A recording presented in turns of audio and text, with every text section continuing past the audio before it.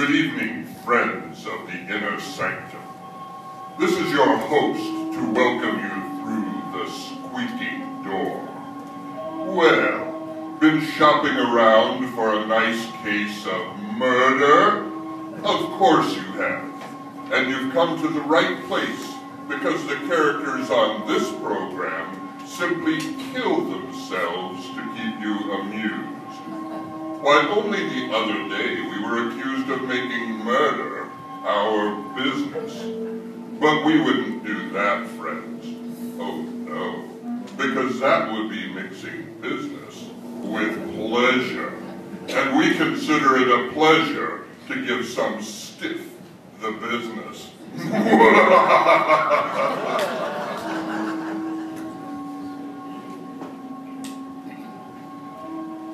And now, friends, tonight's story is a triangle tale concerning a man, a woman, and a murderer. You've heard it said that those who laugh last, laugh best. But we're going to prove that it never pays to get into a laughing contest with a ghost. Because ghosts always get the last laugh.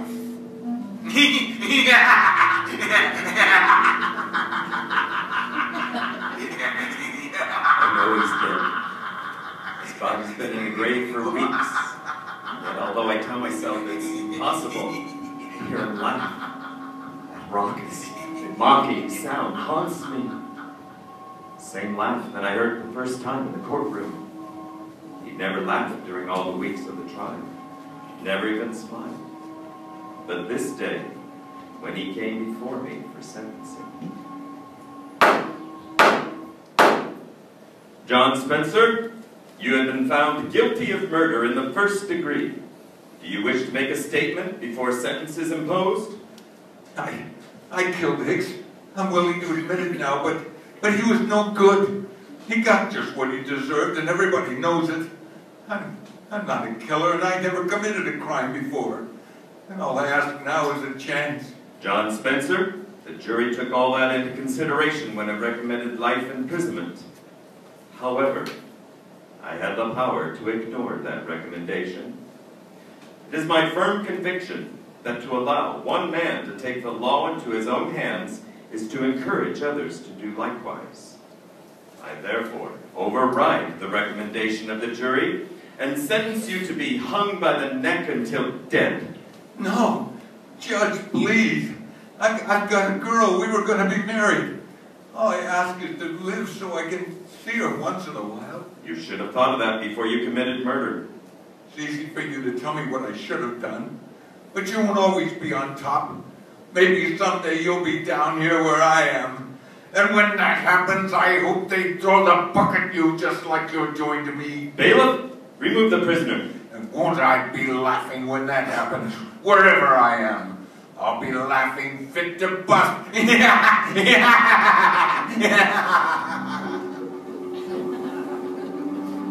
Same old story. Prisoner pleads innocence or guilty with good cause, asks mercy. When clemency is refused, condemned man curses judge and hopes that judge will someday find himself in a similar plight. Spencer's outburst failed to move me in the slightest. I'd heard it many times before. I went home to forget about the Spencer case. Oh, Richard, is that you, Richard? Yes, dear. I'll come in as soon as I freshened up. Oh, come right now. I've been waiting here all day. Surely it's not too much to ask. All right, Laura. I'm coming.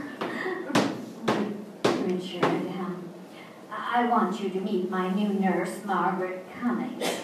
This is Judge Thornton, Miss Cummings. How do you do? Miss Cummings, haven't we met before? That's hardly likely. It's probably my face. It's so ordinary.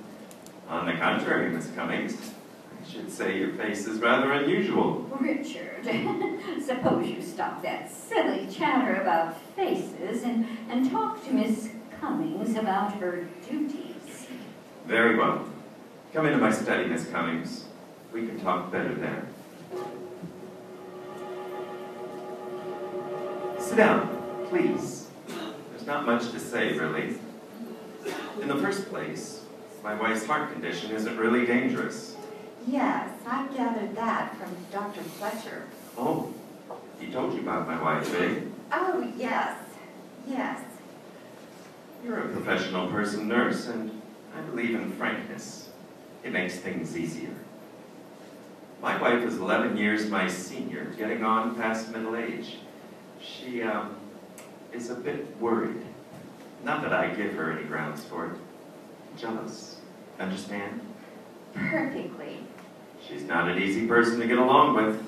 You'll have to humor her. I'll do my best. And, Miss Cummings. Yes. I was just wondering where it was that I saw you before. It escapes me. You know, Miss Cummings, your face is rather haunting.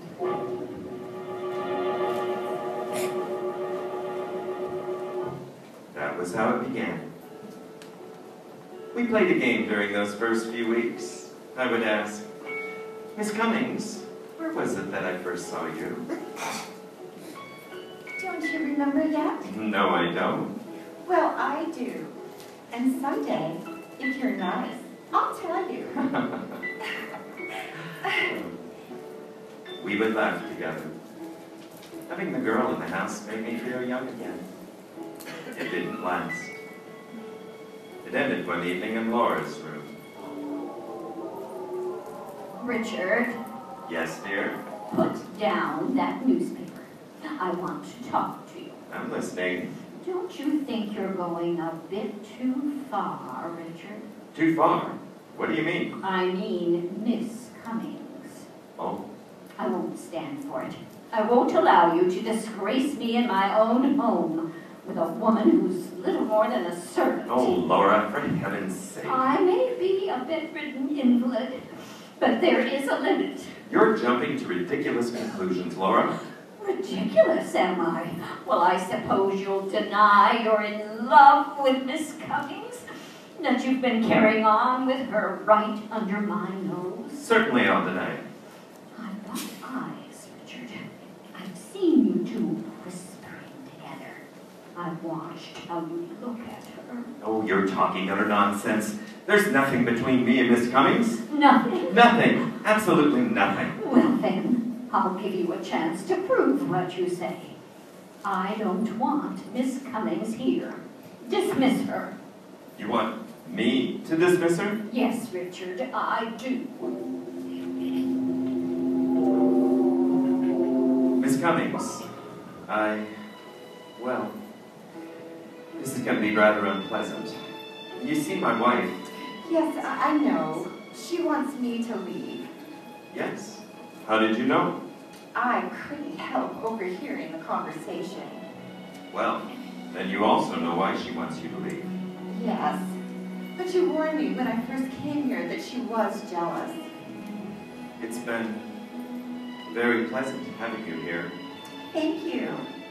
I'm going to miss you. Miss Cummings, could I have your home address? Of course. Why do you want it?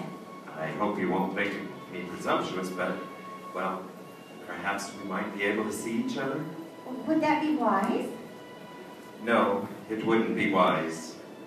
But I might as well face it. I couldn't hide it from Laura, and now I can't hide it from myself. I love you, Miss Cummings.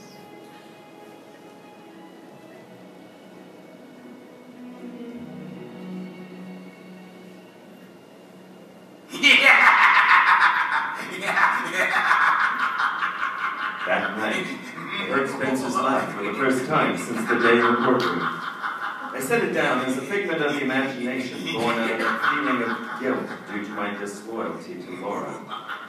I put it out of my mind. I had other things to think about.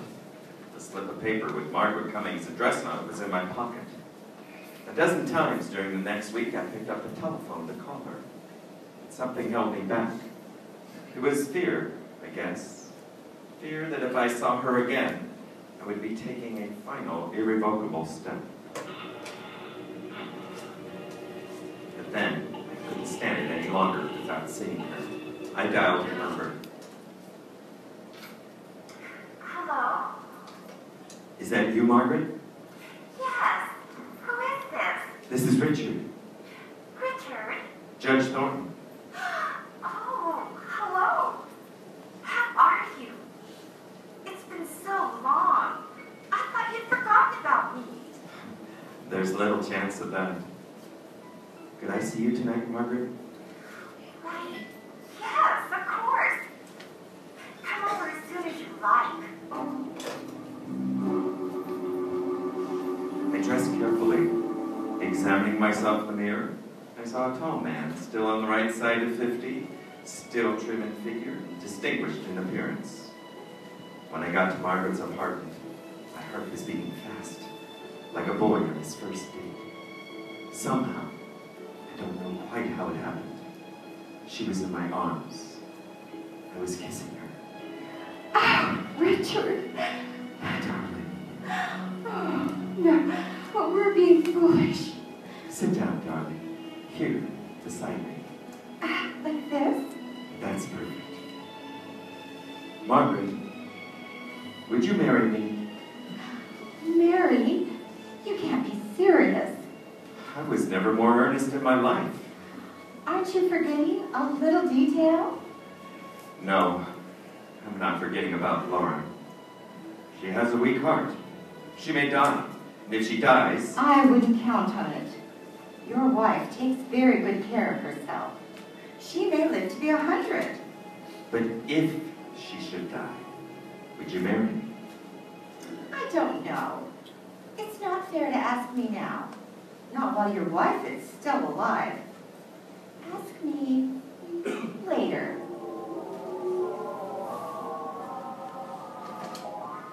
Oh, Richard! Did you have a pleasant evening at the club? I didn't go to the club, Laura. No. No, I lied to you. I spent the evening with Margaret Cummings. Richard! You were right. I'm in love with her. I never knew what love meant before. I can't live without her. Oh, you're mad! You don't know what you're saying! I want a divorce, Laura. A divorce! I want it immediately. No! Oh, no! You can't do this to me! Oh, my heart! What? Oh, now see what you've done. Laura? Oh, the shock. My pills, Richard. Give them to me. Hurry, hurry, Richard. I knew she was pretending the heart attack, hoping to play on my sympathy. That was Laura's favorite trick. Always worked before. Not this time. This time I would pretend, till I was ready to act. I gave her the pills, watched her take them, and sink back on her pillow. Thank you, Richard. Feel better now? Oh, yes, dear. Much better. I don't know what I'd have done without you here. I would have died. Oh, Richard, say you didn't mean what you said before. Don't you see? I couldn't go on living without you. You won't have to, Laura. Oh, then you won't leave me for that girl. I'll take care of you. Here, let me make you more comfortable.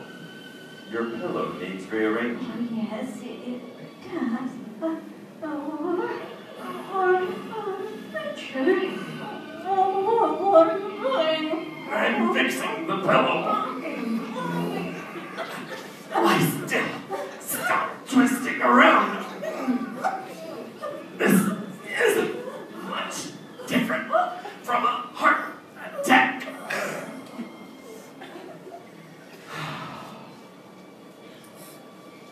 Laura,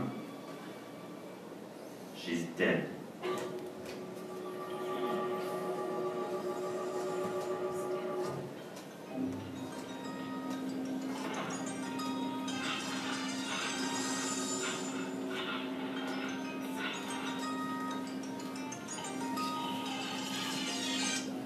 Hello? Dr. Fletcher?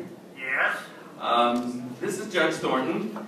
Please come quickly, Doctor. My wife has had a heart attack.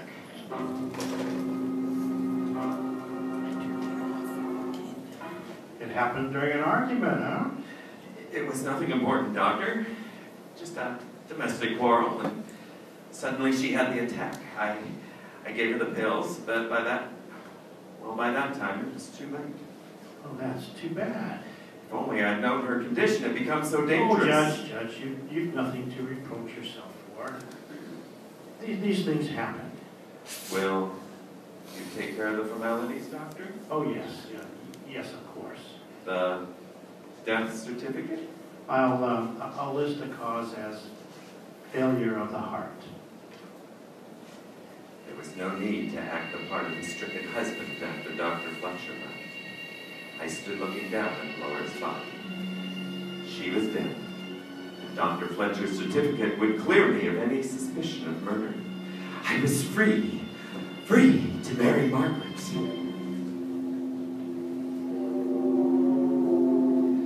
I walked to Margaret's apartment that night.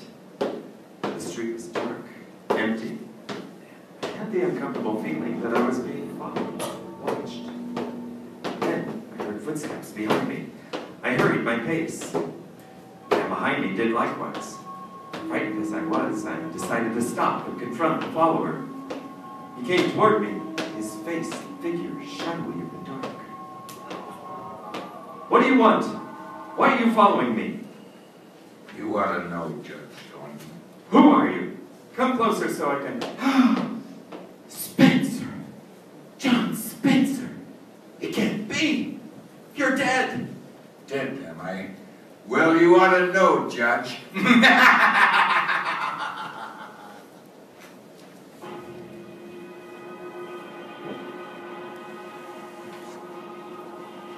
Now take it easy, mister. Take it easy. Just tell me what happened. I was being followed, officer. So I turned around to see who it was. And did you see who it was? Yes! And that's why I fainted. The man following me was a dead man. He was what's that? The man following me is dead. I know he's dead, officer. I ought to run you in. You're crazy. I had intended to tell Margaret that Laura was dead. I meant to ask her to marry me. But the encounter on the street drove those thoughts out of my mind. Arriving at her apartment, I went directly to the window and looked out. And there, across the street, leaning against the wall, I saw John Spencer. Richard, I'm insulted. Oh, what? You didn't kiss me, and you haven't even said hello. Oh, I'm sorry, dear. But that man across the street, he can't be real. And yet, if he isn't... What man, Richard? Don't you see him? No, there's no one across the street. He was there a moment ago. I turned my head to talk to you, and now he's gone. Darling, you're trembling. You must be sick. Don't look at me like that. Richard, what's the matter? I guess I am sick. I'd better go and have a talk with Dr. Fletcher.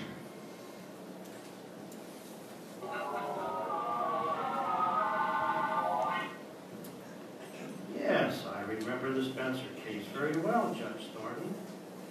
You could have spared Spencer's life, but didn't. And now you imagine he's following you? Yes! But the man is dead. Then it was his ghost that followed me. His ghost I spoke to. His ghost that laughs. There are no ghosts, Judge Thornton, only with one exception. The ghosts that we carry around inside of us. What do you mean? Well, these things you hear and see, these are hallucinations brought on by feelings of guilt. Spencer's been dead for weeks, so the question is, why should you experience guilt feelings at this late date? I don't know. Well, psychiatry has an explanation. Quite often in such cases, one refuses to face the guilt object and transfers his guilt feelings to some other person. What are you driving at? I'm suggesting that your guilt feelings are not caused by the Spencer incident. Now I'm going to ask you a blunt question. Did you murder your wife? Why, of all the Now, idiotic... just a moment, Judge, just a moment. I've been rather uneasy about the circumstances of Mrs. Thornton's death. But you yourself diagnosed it as a heart attack. I accepted what you told me that night. A superficial examination of the body did indicate such a conclusion, yes, but your wife's cardiac condition was mild. Now, your guilt feelings lead me to suspect This that... murder talk is ridiculous. Were there any signs of a struggle? Any marks of violence? Of course not. Mrs. Thornton might have been suffocated. Oh, nonsense. Well, perhaps. At any rate, I intend to recommend to the coroner that an autopsy be performed. An autopsy? Yes, that would determine whether or not death was due to suffocation. You should have no objection, if I'm mistaken. You meddling fool! Judge Thornton, put down that paperweight. You're so clever. Stay away from me. Oh. I've gone too far now to stop at another murder. Oh.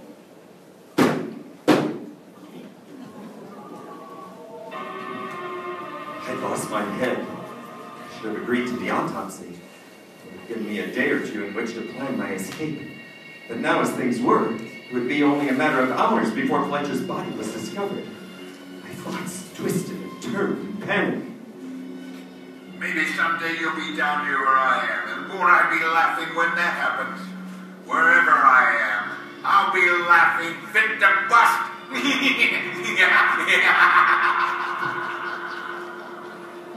I ran like a frightened child. I needed help, and there was no one to turn to. Margaret, she loved me. She'd help me. I went to Margaret and told her what had happened. You killed your wife? For you, so we could be married. And then Dr. Fletcher? I had to kill him, Margaret. He was going to recommend an autopsy. Why did you come here? We've got to run away. We still have an hour or two. We could charter a plane to Canada or Mexico. What makes you think I'd run away with you? I thought you loved me. Don't be stupid. I'm going to turn you over to the police. Margaret, you can't mean that. Can't I? Just watch me. Margaret, listen, before you pick up that phone, even if you don't love me, even if you won't go away with me, give me a chance. Have mercy. You make me laugh. Judge Thornton, who never gave anybody else a break, pleading for mercy. Well, turn around and ask the man behind you for mercy. Behind me? That's right. Spencer! John Spencer! Take another look, Judge. No. No. You're not John Spencer. There's a resemblance, but you're not John Spencer. I'm his brother. You're the man that was following me. That's right. I was tricked, led on by Margaret to kill my wife, and forced by you to betray myself to Dr. Fletcher. But why? Why, Margaret? Why did you do this? For revenge. Revenge? Yes. The first day I came to your house, you thought my face was familiar. Well, now I'll tell you where it was that you first saw me. It was in the courtroom at John Spencer's trial. Courtroom? Yes. Yes. Yes. Remember how he begged for mercy? He told you he had a girl, that he was engaged to be married, and you could have given him his life, but you sentenced him to his death? Were you the girl? Yes. Spencer, did he know about this? All this was his plan, his revenge. Hello? Operator? Give me police headquarters. I want to report a murder. Yes, that's right. A murder. Tell them it's very important to get here as soon as they can. I'm waiting now for the police to come, for the trial, for the sentence which I know will be death. As I wait, my thoughts go back to the courtroom. You will always be on top. Maybe someday you'll be down here where I am. And when that happens, I'll be laughing.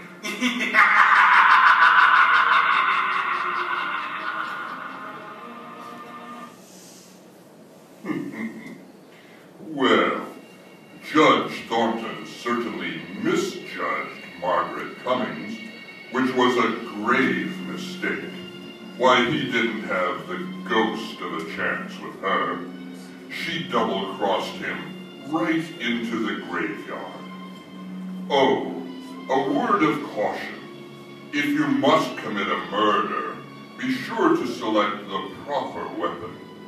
I suggest a sharp-edged axe, because it provides you with a handy way to claim that the killing was accidental.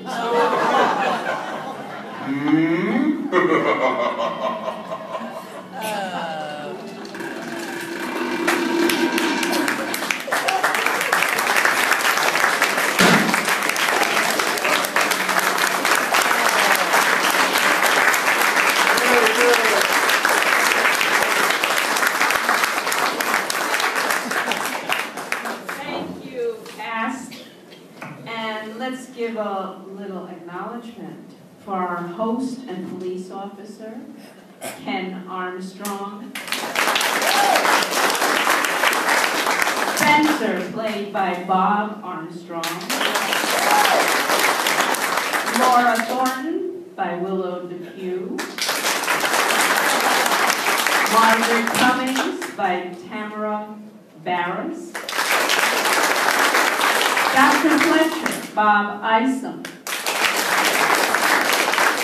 And our evil judge, Thornton, Gordon Schmieder. Audio effects by Soundstage. And all of this was directed by Daniel Wallace.